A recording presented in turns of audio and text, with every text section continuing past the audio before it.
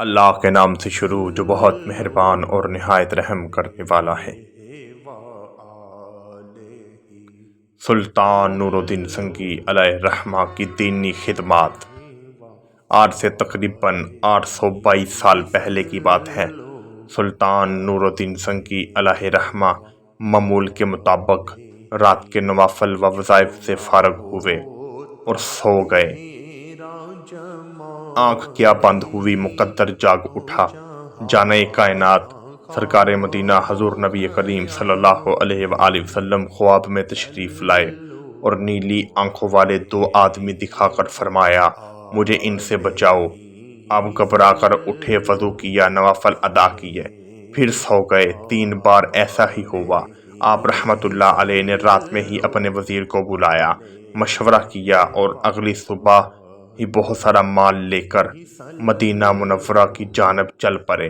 16 دن کے سفر کے بعد مدینہ منورہ پہنچے۔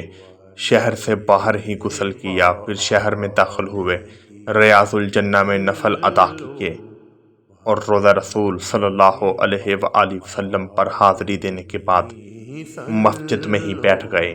سب اہل مدینہ کو بلایا کہ سلطان تشریف لائے ہیں اور نذرانہ تقسیم کرنا چاہتے ہیں۔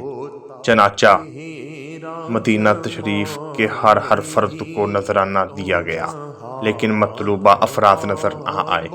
پوچھنے پر بتایا گیا کہ اہل مغرب سے 2 نیک متقی شخص ہیں، کسی سے کچھ نہیں لیتے بلکہ کثرت صدقہ کرتے ہیں، رات بار عبادت و ضیافت کرتے اور دن میں پیاسوں کو پانی پلاتے ہیں۔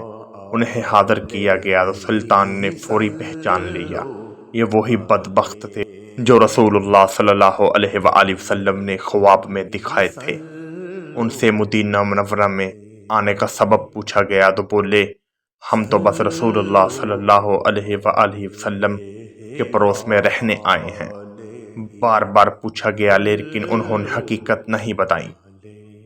جب ان کے مکان کی تلاشی لی گئی تو وہاں سے ڈھیر سارا مال اور چند کتابیں ملی۔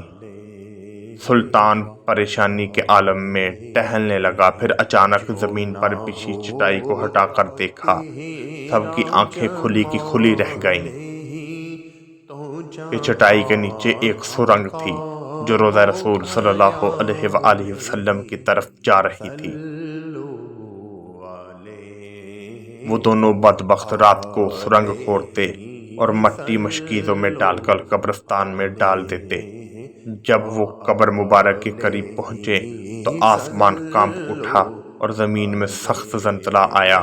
ایسا لگتا تھا کہ پہاڑ اڑ جائیں گے۔ اس سے اگلی صبح ہی سلطان نور الدین سنگی علیہ الرحمہ نے مدینہ منورہ گئے تھے۔ ان کا جرم ثابت ہونے کے بعد سلطان نے ان کی گردن اڑانے کا حکم دیا اور روضہ رسول صلی اللہ علیہ وآلہ وسلم کے گرد پانی کی گہرائی تک زمین کھدوائی اور سیسا پگھلا کر اس میں بھر دیا تاکہ آئندہ ایسا کوئی ناپاک حرکت نہ کر سکے۔ یا الہی، اما فاطمہ زہرا کی جنت تطہیر کا واسطہ ہمیں بھی خواب میں نبی کریم صلی اللہ علیہ وآلہ وسلم کی زیارت نصیب فرما۔